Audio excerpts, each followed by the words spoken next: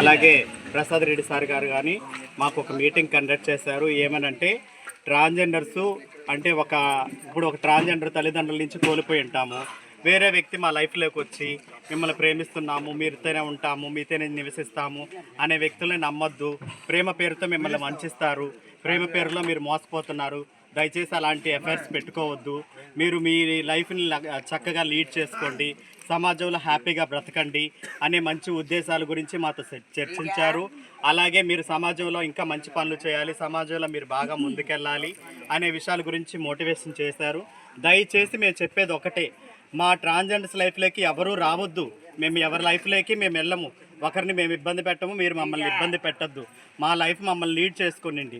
ప్రేమ విషయంతోనో లేకపోతే ఇంకొక విషయంతోనో మమ్మల్ని బాధించి మమ్మల్ని దూరం చేసి మా చాటి కమ్యూనిటీ వ్యక్తుల్ని దూరం చేసి మమ్మల్ని హింసలకి అహింసలకి గురి చేసి మమ్మల్ని ఇబ్బంది పెట్టద్దు.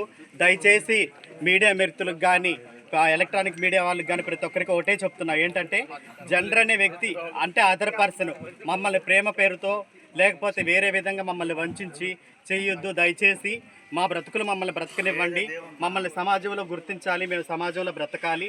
మమ్మల్ని దయచేసి మీ లైఫ్లోకి తీసుకుని వెళ్ళి మమ్మల్ని ఇబ్బంది పెట్టొద్దు, మమ్మల్ని హింసలకు గురి చేయొద్దు. దయచేసి మేము చెప్పాలనుకునేది ఇదే.